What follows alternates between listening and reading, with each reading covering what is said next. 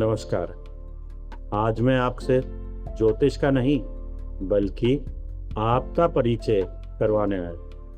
एक प्रश्न है और मैं चाहता हूं कि आप इसका उत्तर अपने मन में दें। आप कौन हैं? अगर आपका उत्तर है कि मैं डॉक्टर हूं, तो यह तो आपका पेशा है। अगर आपका उत्तर है मैं पिता हूं या माता हूं, तो यह आपका संबंध है।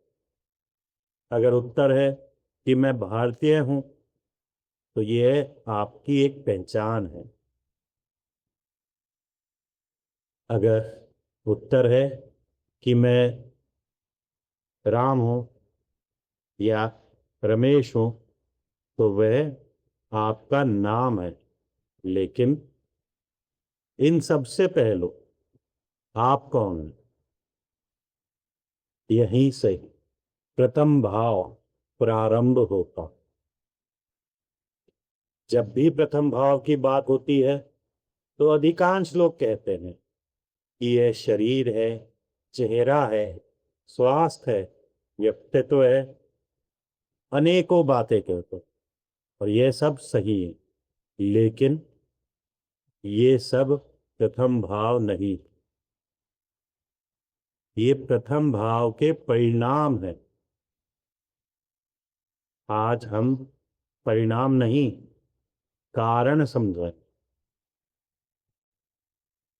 ऋषि पराशर ने प्रथम भाव को तनु भाव कहा। ध्यान दीजिएगा, उन्होंने धन भाव नहीं कहा, राजभाव नहीं कहा, विवाह भाव नहीं कहा, तनु कहा। क्यों? क्योंकि जीवन में सबसे पहले जो प्रकट होता है वह स्वयं का अस्तित्व है। धन तो बाद में आता है, परिवार भी बाद में आता है, करियर भी बाद में आता है, विवाह तो और भी बाद में आता है। सब कुछ बाद में आता है। सबसे पहले क्या आता है? मैं, यानी कि यानी कि अस्तित्व। एक नवजात शिशु की कल्पना कीजिए, उसके पास कुछ भी नहीं है। अभी तो वो पैदा हुआ है, ना धन है, ना पद है, ना प्रतिष्ठा है, ना पहचान है, फिर भी वह अस्तित्व में है। यही प्रथम भाव।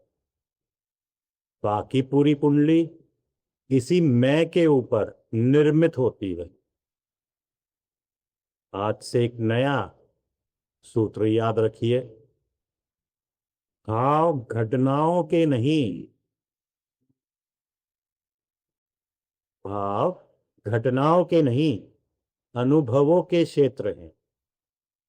और प्रथम भाव अनुभव करने वाला है, यानी कि बाकी 11 भाव जो बचे वो मात्र अनुभव के क्षेत्र रह गए या अनुभव की वस्तुएं रह गए।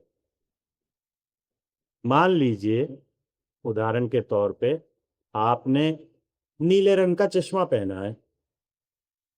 अब आपके लिए पूरी दुनिया नीली दिखाई देगी। तो क्या दुनिया बदल गई? नहीं। तो क्या आपकी आंखें बदल गई? नहीं। केवल माध्यम बदल गया। प्रथम भाव वही माध्यम है, और इसी माध्यम से आप धन को भी देखते हैं, परिवार को भी देखते हैं, विवाह को भी देखते हैं, सफलता असफलता आदि चीजों को सभी को देखते हो। इसलिए अगर ये कहा जाए दो लोग एक ही घटना को दो अलग अर्थ देते हैं, जैसे कि एक असफलता को अंत समझता है और दूसरा उसी असफलता को नया प्रारंभ, तो घटना तो एक ही थी, असफलता, अनुभव अलग अलग था। यही प्रथम भाव है। अब प्रश्न उठता है, यदि प्रथम भाव इतना महत्वपूर्ण है, तो फिर इसका संबंध लगन से क्यों जोड़ा जाता है? क्योंकि लगन वह राशि है जो आपके जन्म के क्षण पूर्वी दिशा में उदित हो रही थी, यानी कि उदय हो रही थी। लेकिन ज्योतिष का रहस्य सिर्फ राशियों तक सीमित नहीं है। रहस्य है उसी को पहला स्थान क्यों मिला, क्योंकि वहीं से आपका व्यक्तिगत अनुभव प्रारंभ हुआ। आप अस्तित्व में आए तभी तो आपका व्यक्तिगत अनुभव प्रारंभ होगा, अन्यथा नहीं होगा। आगे बढ़ते हैं। सूर्य तो सबके लिए एक है, आकाश सबके लिए एक है, ग्रह सबके लिए एक है, लेकिन अनुभव सबका अलग अलग है। यही लगन है। अब एक बात जो शायद आपने पहले नहीं सुनी हो। अधिकांश लोग कहते हैं मंगल प्रथम भाव में है।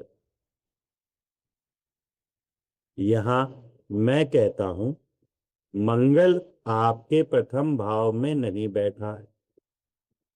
मंगल आपके मैं के अनुभव के साथ जुड़ गया,